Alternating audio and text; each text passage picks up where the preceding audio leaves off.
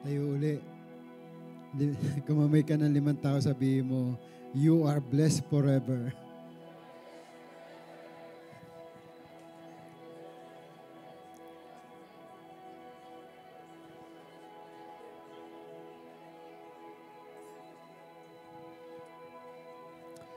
Praise God. Hallelujah. Sino rito masaya? Amen. So, lalo pa kayong pasasayain ng Lord this coming or the month of August is for us who believe. Amen? Sabi mo sa katabi mo, prepare yourself. Darating ang bagyo.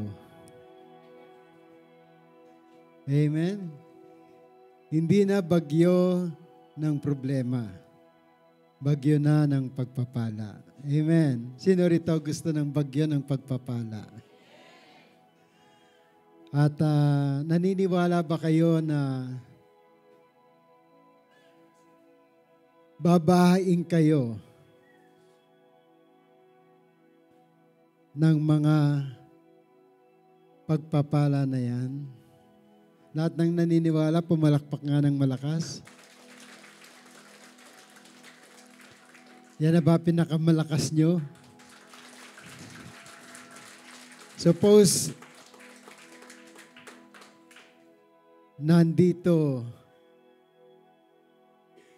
ang King of Kings and Lord of Lords. Paano kayo pumalakpak?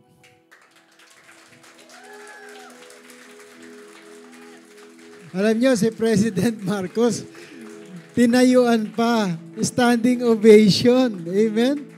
Presidente lang yun. Noong nagsabi siya na stop na ang kahirapan. Amen? Ayun, oh, naintindihan nila. Lord, lahat ng nakaintindi, Panginoon, dinideklara ko, ang pagpapala ay aagos sa kanila. In the name of Jesus. Glory to God. Hallelujah. Sige po, mapakakaupo na po kayo. Glory to God. Parang nasa Senado lang. Ano. Amen. Yan po yung trending kasi na napapanood ko. So,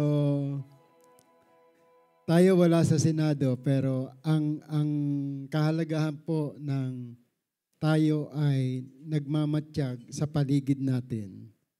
Kasi sometimes busy tayo sa ginagawa natin. At itong team natin ngayon, si Moses pinagpala na siya doon sa lugar na pinagdalan sa kanya, after na mag-suffer siya sa wilderness. At doon niya nakilala ang kanyang naging asawa, sino ba ang father-in-law niya? Si Jethro. Amen. Inaano ko muna sa inyo yung history para maintindihan natin itong kalooban ng Lord sa atin. So, sabi rito sa Exodus, balikan kaya natin yung chapter 3 muna. Verse 1, sabi rito, Now Moses was shepherding the flock of his father-in-law, Jethro, the priest of Midian, and he led the flock to the far side of the desert and came to the mountain of God, to Horeb. The angel of the Lord appeared to him in a flame of fire from within a bush. He looked, and the bush was ablaze with fire, but it was not being consumed. So Moses thought, I will turn aside to see this amazing sight. Why does the bush not burn up? When the Lord saw that he had turned aside to look, God called to him, from within the bush and said, Moses, Moses. And Moses said, Here I am. God said, Do not approach any closer. Take your sandals off your feet, for the place where you are standing is holy ground. He added, I am the God of your father, the God of Abraham, the God of Isaac, and the God of Jacob. Then Moses hid his face because he was afraid to look at God. The Lord said, I have surely seen the affliction of my people who are in Egypt. I have heard their cry because of their taskmaster, for I know their sorrow. Sabihin mo sa katabi mo, huwag ka nang malungkot. Just praise the Lord. Amen. Ito nakita ng Lord, yung pag-iyak mo sa gabi, nakikita ng Lord yung kalungkutan mo sa araw. Nakikita ng Lord kung ano yung problema mo. Sabihin mo sa katabi mo, huwag mo sabihin sa akin. Sabihin mo kay Lord. Kasi hindi ka matutulungan ng katabi mo, hindi ka rin matutulungan ng kahit na sino. Amen? So, ang ibig ko sabihin dito, no, when you are looking for something na makakagawa ng miracle sa buhay mo, it is none other than seeking the Lord. Kaya nga, sa unlimited source of God's supply, be observant in God's calling. Kailangan observant ka. No? Yan number 1. Kailangan mapagmatsyag ka. Kailangan maging vigilant ka. Kasi tinatawag ka ng Lord. Kaya ka ginawa ng Lord. May purpose siya para sa iyo. Si Moses, hindi siya dinala doon sa lugar ni Jethro para lang sa kanyang sarili. Kasi kung para sa kanyang sarili, meron na siyang mga binigyan na siya ng property or binigyan na siya ng kalupaan at mga, anong tawag doon? Nandun yung well ni Jacob. No? Hindi na siya mauuhaw at hindi na magugutom. Ibig sabihin, okay na siya roon. May asawa siya, may isang anak siya. Okay na si Jethro roon. Ano ang naging problema ni Jethro? Dahil tinawag siya ng Lord at naging observant siya doon sa burning bush. Hindi namamatay yung fire. So, sometimes merong pinapakita sa iyo ang Lord, hindi mo na lang siya pinapansin. May calling ang Lord sa iyo, parang binabali mo lang. Amen po ba? So in order for you to have unlimited source of God's supply, be observant on God's calling. Lumapit si Moses doon sa burning bush kasi nagkaroon siya ng burning desire. Ano ba ito? Bakit hindi natutupok nasusunog itong bush na ito? And doon niya na-encounter ang Diyos.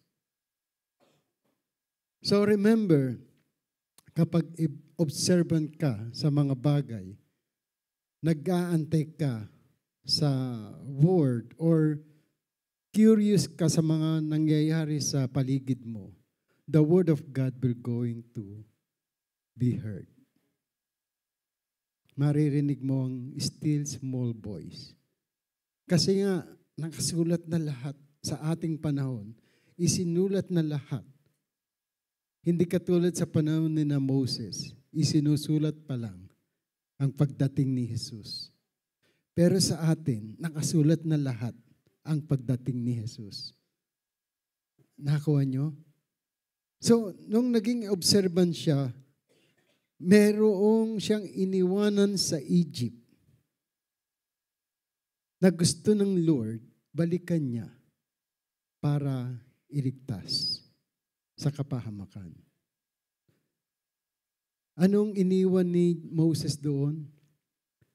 Yung mga kasama niya na naghihirap, mga slave. Sabihin mo sa katabi mo, ngayong araw na ito, papaiwan na ng Diyos ang pagiging slave mo na. So yung poverty mentality na mahirap at slave ang tao, gusto ng Lord, iligtas ka dyan at iwanan mo na. Amen. Sabi mo sa katabi mo, hindi ka talaga mahirap eh. Nagkukunwari ka lang. Amen. Mayaman ka. Ha? Amen. Kasi bakit ka naging mayaman? Patay ka. Binuhay ka ng Diyos. Ang born again po ay hindi uli dapat mabuhay uli. Kasi nga, from death, binigay ng Lord ang buhay niya para ikaw na patay, mabuhay na katulad niya. That is the life that we need to enjoy today. Amen? While waiting for the second coming of our Lord Jesus Christ, you must believe that you are no longer dead. You are alive. So, unlimited source of God's supply, God has purpose for your calling. Ano yung purpose na binigay ng Lord kay Moses? To bring him back to Egypt para i-deliver yung mga slave ni Parao. Let's go back to our Bible, no? In Exodus chapter 3.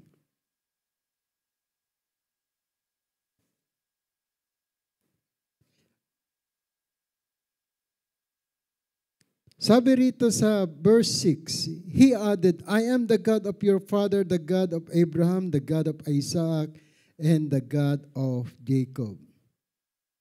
Sino raw siya? God of Isaac, God of Jacob, God of Abraham. Tingnan natin ang sabi ni Jesus dito tungkol diyan in Matthew chapter 22.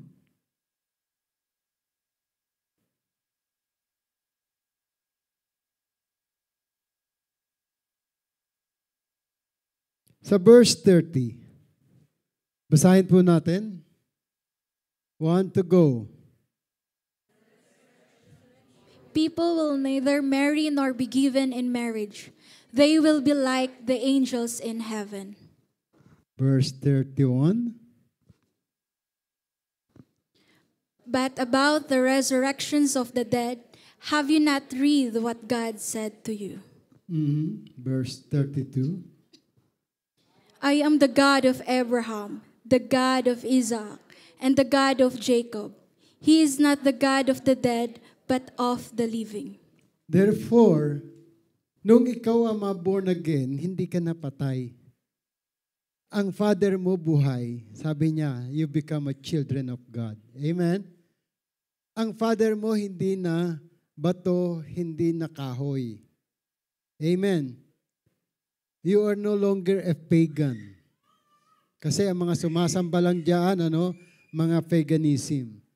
Ang sinasamba ng totoong Kristiyano ay ang buhay na Diyos. I am the God of Abraham, the God of Isaac, and the God of Jacob. He is not the God of dead, but of the living. Yugin mo yung katabi mo, sabihin mo, buhay ang Diyos mo. Kaya mabuhay ka. Huwag kang manatiling patay. Amen. Sometimes yung katabi mo, walang kabuhay-buhay. Ano? Tingnan mo nga. Pag masaya yan, may buhay yan. Sapagkat ang Espiritu ng Diyos ang nasa sa Kanya. Palakpakan nga natin ang Panginoon. He is the God of alive.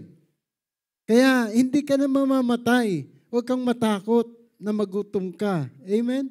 Huwag kang matakot na mawalan ka ng trabaho. Huwag kang matakot na mawalan ka ng pera. Matakot ka kung wala na ang Diyos sa iyo. Amen.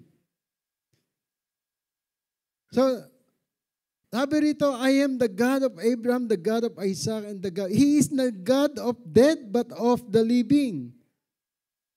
Then, when the crowds heard this, they were amazed at His teaching.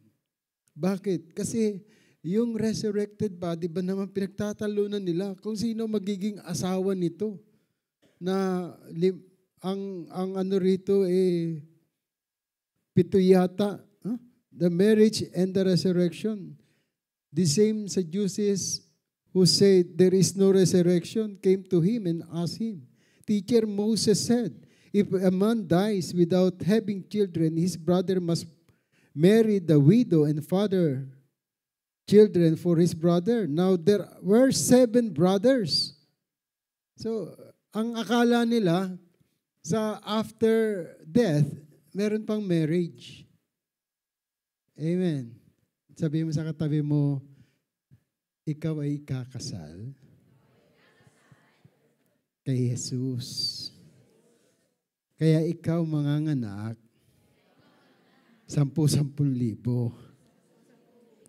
Amen. Nang walang kahirap-hirap. Amen. Amen. Sinong mga dalaga gusto yon? Lord, ayaw. Gusto nila manganak talaga. Physical. No. We are talking about spiritual life. Si Moses, hindi lang siya tinawag ng Lord. May purpose ang pagtawag sa kanya. Amen. Balikan nga natin yung sa Exodus.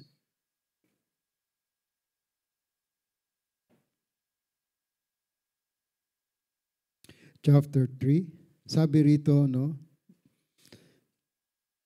The Lord said in verse 7, I have surely seen the affliction of my people. Sabi mo, nakikita ko ang kalungkutan ng maraming tao, ang kanilang paghihirap. Amen. Who are in Egypt, I have heard their cry because of their taskmaster, for I know their sorrows. Verse 8, I have come down to deliver them from the hand of Egyptians, and to bring them up from that land to a land that is both good and spacious, to a land, sabihin nyo, to a land flowing with milk and honey, to the region of the Canaanites, Hittites, Amorites, Perizzites, Hivites, Jebusites, Philippites. So, nakita ng Lord. Amen. At gusto niya lahat tayo ay iligtas sa paghihirap. So, nung panahon ni Moses, literal ito. Amen? Kaya, ang literal na bagay na yan, no, nung si Moses, hindi niya naintindihan. Paano ko babalikan yung kilala ko? Natatakot nga ako roon dahil papatayin ako noon. No, galit na galit sa akin yun dahil siya ay kilala ko noong kami ay lumaki. At gustong-gusto niya ngang maging Parao o Parao o hari during that time. So, kung babalikan niya yung nakaraan, pagtatawanan lang siya nitong kinakapatid niya ito sana. Amen. So, ang nangyari, no? Ang dami niya ngayong mga excuses. Sabi mo sa katabi mo, ganun ka rin eh. Marami kang excuses eh. Susunod ka na lang. Sabi mo, sumunod ka na lang sa salita ng Diyos. Amen. Sabi ng Lord, I have come down to deliver them. Kaya noong tinanggap mo si Jesus bilang isang Diyos at sariling tagapagligtas, no? John 1:12, for as many who receive Him, to those who believe in His name, He gave them the power to become children of God. Kaya yugyugin mo yung katabi mo, anak ka ng Diyos. Hindi ka anak ng tupa. Amen. Anak ka ng Diyos. Amen. Sometimes sinasabi mo, anak ko noon ng nanay ko. Bakit ganoon? Hindi ko siya kamukha. So, sometimes, no, physical tayo na nakatingin, but you are no longer live in your physical life. Dapat kapag born again ka, focus ka in spiritual life. Kaya may maturity. Hindi mo maintindihan eh. Bakit gusto kong bumait pero di ko magawa? Amen? Hindi mo maintindihan. Why? Because there is a spirit inside you driving you back to the slavery. Pero yung tinanggap mo, greater is He who is inside you than the devil who is in this world. Kaya kung tinanggap mo yun, hindi na ikaw ang nananahan sa body na yan. You are already the temple of the living God. Kaya nung si Moses, sa dami niya ng dahilan, itong verse 1 ng chapter 4, no? Exodus 4, Moses answered again, and if they do not believe me or pay attention to me, but say the Lord has not appeared to you. Yung calling niya, parati siyang may excuses. Amen. Paano kung hindi ako paniwalaan nung mga ini-evangelize ko? Paano kung yung mga disciple ko ay maniwala sa akin? Kasi mas gwapo ako sa kanila. Mas maganda ako sa aking discipler. Paano yun? Amen. So, ganyan ang mga excuses natin din ngayon, no? Gusto ng Diyos iligtas mo ang mga nandoon sa Ehipto. Yung mindsetting nila babaguhin. Amen? At gusto ng Lord ipakita at dalin mo siya doon sa land flowing with milk and honey. Yung kasaganahan. Amen. Sabi mo sa katabi mo, aalisin natin ang poor mentality ngayon. Mayaman ka. Hindi ka maramot. Amen. Amen. Kasi ang mayayaman daw, no, yung totoong mayaman hindi maramot yan. Sino nagdadamot? Yung mga kunyari lang mayaman. Mahirap sila kaya nag-iipon. Amen? Mahirap sila kaya may iPhone. Gusto makita na mayaman sila. Ang totoong mayaman, sabihin mo sa katabi mo, ikaw talaga yon. Kahit Huawei lang ang telephone mo, ikaw talaga yon. Amen. So, ano ang hawak mo? Tanungin mo sa katabi mo, ano ba talaga hawak mo sa kamay mo? Maghapong cellphone po. Yung iba, ginagawa yan na miracle sa buhay nila. Kumikita sila sa cellphone eh. So, sabi rito ng Lord, dahil nga ang daming ni Moses, sa verse 2, tingnan nga natin. Basahin nyo nga, want to go?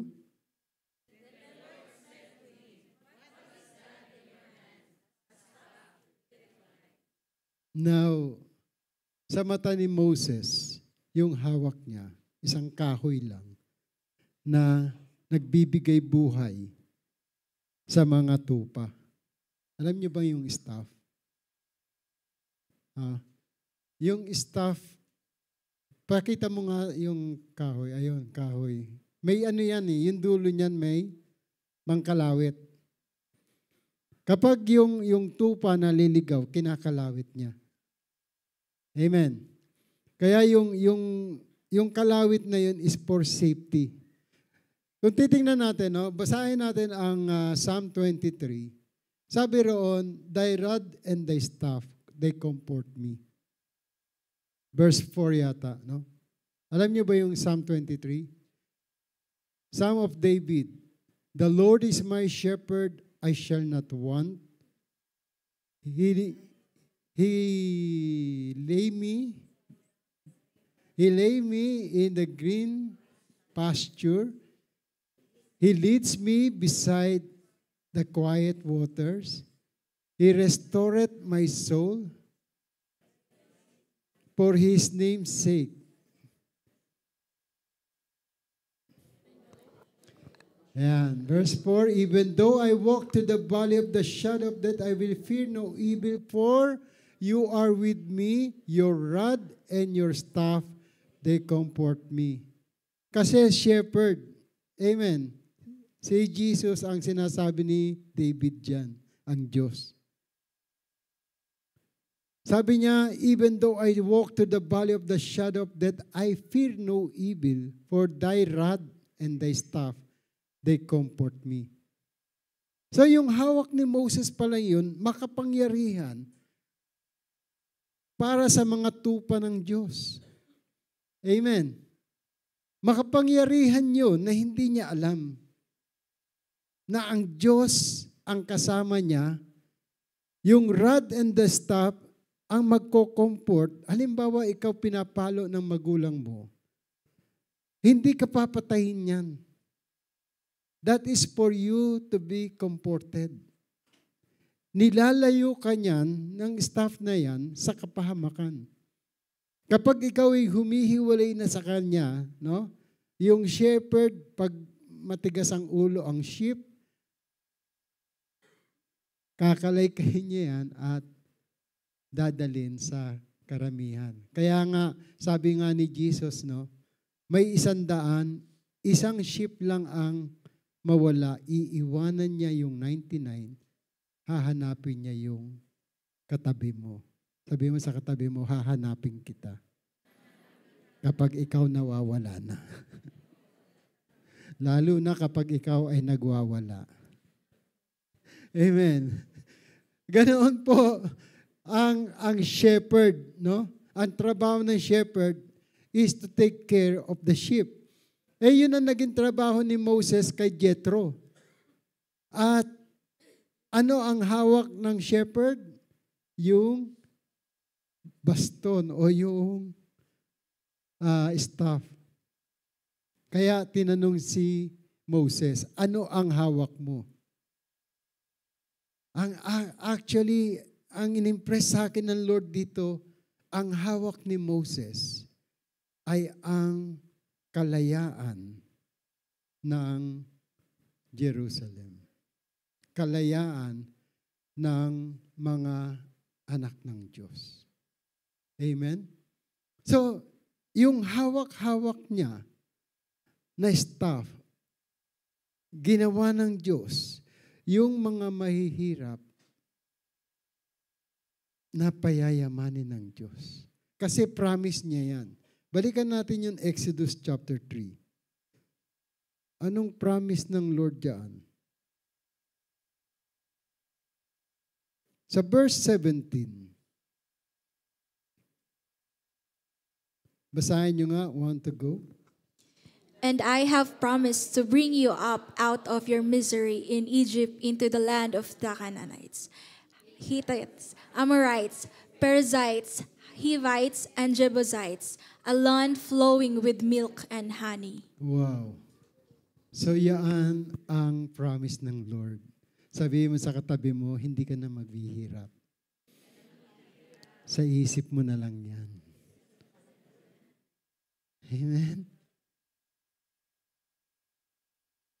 Ang pupuntahan mo at ang pinuntahan mo when you become a born again, ang pinuntahan mo ay land flowing with milk and honey. Hindi magugutom ang iyong kaluluwa sapagkat kasama mo ang magpapakain sa iyo. Yan yung promise ni Jesus. I will not leave you an orphan. John chapter 14. I will give you another comforter. Di ba? Kaya sabi ng Lord, no? Ni David, thy staff and thy rod, they comfort me. Now, spiritually si Jesus promise niya, John 14 verse 16. Sige nga, basahin nga natin. Anong promise ni Jesus? Because Jesus Christ is the deliverer in our time. Moses is the deliverer in his time. Want to go? And I will ask the Father, and He will give you another counselor to be with you forever. Forever na yung counselor mo, yung comforter mo. Amen? Ano nga sa King James mo nga lagay? Ayan, yung comforter or counselor. Kasi ang counselor, no, he is our advocate. Counselor means abogado. Kapag may abogado ka, malakas ang loob mo. Kahit nakagawa ka ng kasalanan. Tama, mali? Kapag ikaw ay may abogado, no? Halimbawa, nakagawa ka ng pagkakamali, malakas ang loob mo kasi alam ng abogado kung ano yung batas. Ikaw hindi mo alam ang batas, kaya natatakot kang humarap sa batas. May kilala ako lumaki sa farm, nagtatago. Kahit may abogado. Kasi yung abogado niya, iba yung sinasabi sa kanya. Amen? So anyway, ang ano rito, no? Sabi rito, the comforter that He may abide you forever. Kasama mo siya wherever you go. Kaya yung iba, no, kapag hindi alam ang isasagot, merong nasa likod yung abogado, bulong ng bulong.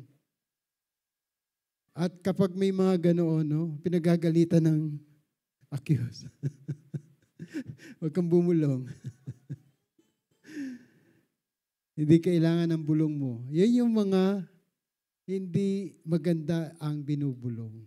Kaya ang Lord, no, nandiyan siya nasa puso mo.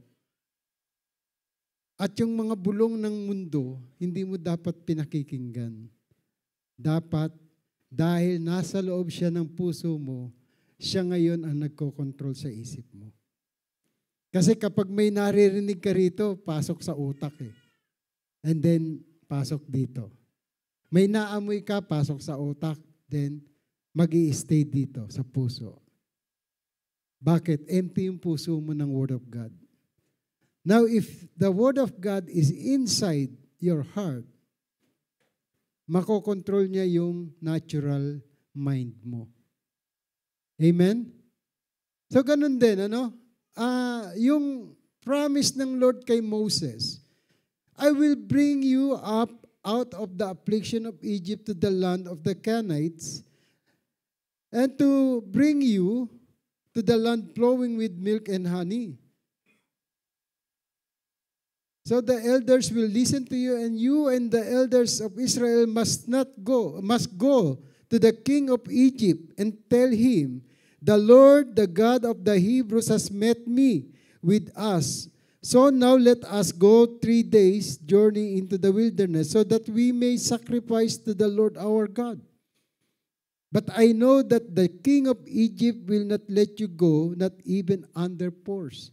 Ganyan po si Satanas. Kapag hinawakan ka niya, ayaw niyang umalis.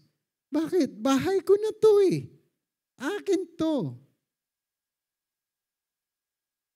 No? Yung isipan natin ay nilalason ng devil. Kaya ayaw mong alisan yung nakaraan mo dahil nga gusto ng Diyos mabago ang buhay mo. Amen. So, ang battle dito is in our mind. Kasi sa mind natin lahat pumapasok ang natural. Yung nakikita mo, na naririnig mo, lahat yan dito. Lahat yan, pag inabsorb mo, ang puso mo ngayon, nagkakaroon ka ng emotional breakdown. No? Nagiging emotional ka. Bakit?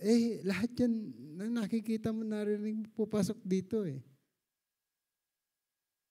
So, kapag wala ang Word of God sa puso mo, hindi niya mababantayan kung ano yung pumapasok. Kaya dito lahat ang bagsak sa puso. Kaya yung heartbeat mo, no?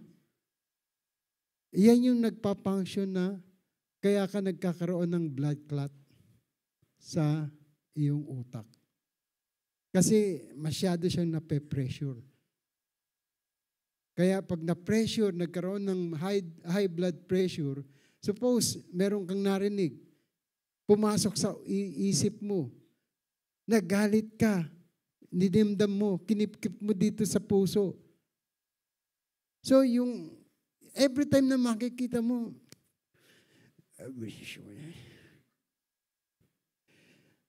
in the abundance of your heart, your mouth will speak. Makikita mo kung galit o hindi. Amen.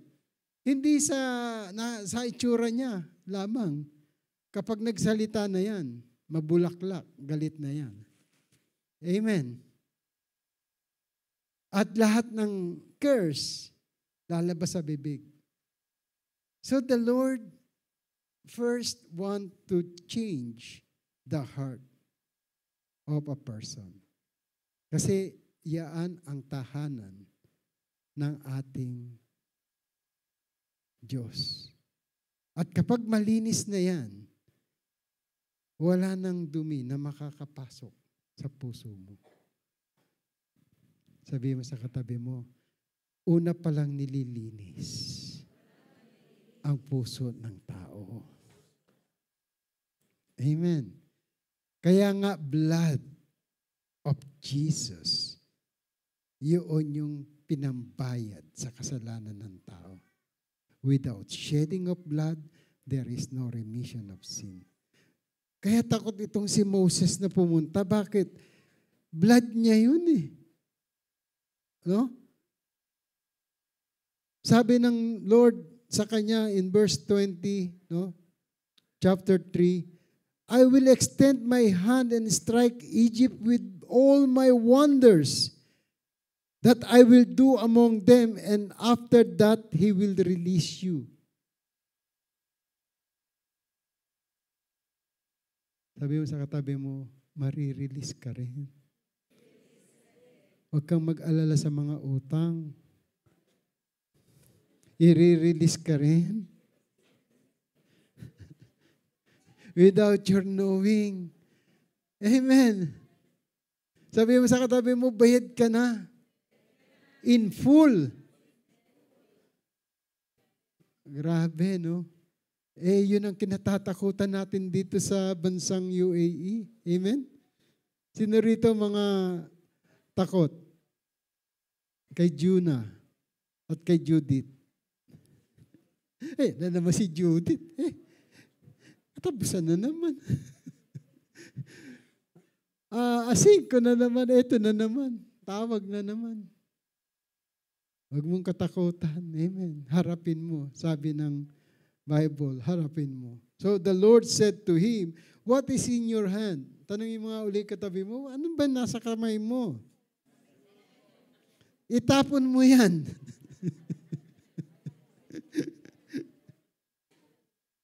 The Lord said, throw it to the ground. Kasi guni-guni mo lang yan. Hindi natatakutan mo. Throw it to the ground. And then pahahawakan uli sa'yo ng Lord. Sabi roon sa verse 4, but the Lord said to Moses, put out your hand and grab it by the tail. Huwag mo kasi sa ulo hinahawakan ng problema.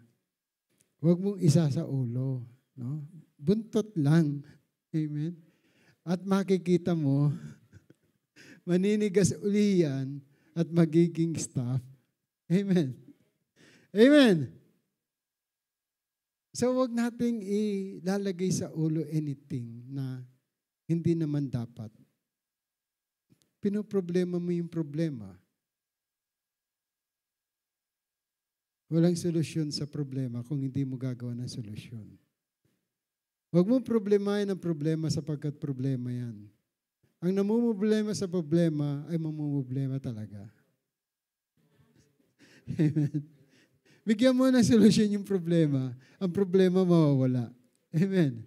At ang solusyon niyan, walang iba kundi ang Panginoon. No? Makinig ka sa sinasabi ng Diyos sa iyo. Kaya si Moses kasi ayaw niyang makinig eh. So, God has a purpose for your calling. Number 3, listen carefully to His words. Kailangan may word ka. And you have to listen attentively to the Word of God. Pinapupunta ka rin, pumunta ka. Amen. Sabi mo sa katabi mo, pumunta ka. Huwag kang mag-alala. Dahil may pangako ang Lord sa iyo. Amen. Hindi naman kay Moses doon sa mga pupuntahan niya. Kaya hindi ka dapat matakot. Kung saan ka pinapupunta ng Lord, pumunta ka, hindi para sa iyo yan. Para doon sa mga pupuntahan mo. So kapag nag-evangelize ka, see to it na hindi para sa iyo yun. Ang kaligtasan nila ang ipinunta mo. It is for their own benefit, not for you. Amen? Kung pinapupunta ka sa opisina, nandoon ka sa opisina mo, gamitin mo yun para i-share mo yung word sa kanila. Do not be afraid. Who knows? Imbes na mababankrupt yung office nyo because of the word of God, naging masigla magtrabaho ang mga kasama mo. Nagkaroon ng hope in a future. Di ba yan ang plano ng Diyos? Jeremiah 29:11, for I know my plan for you. Plan to prosper you and not to harm you. To give you hope and a future. Amen? So, ang gusto ng Lord, makinig ka sa Kanyang salita. Be attentive sa Kanyang salita. Kaya nung si Moses lumapit doon, na-amaze siya at pinakinggan niya ang instruction. Now, nung sumunod siya, sabi raw ng He will bring you to the place flowing with milk and honey. Dadalin niya ang mga tao doon sa lugar na kung saan nag-e-enjoy siya ng kanyang buhay. So, wag ikaw lang. Balikan mo ang mga tao na nandoon sa putikan at iahon mo silang lahat. Amen. Naintindihan niyo ba? Ang mga pinababalikan sa atin ng Lord, walang iba kundi ang mga kakilala natin. Yung nasa opisina, yung nasa plat mo, yung mga kamag-anak mo. Kaya nga binigyan tayo ng power ng Lord. Ano yung power na yun? In Acts 1:8, you will receive power when the Holy Spirit comes upon you. Bakit?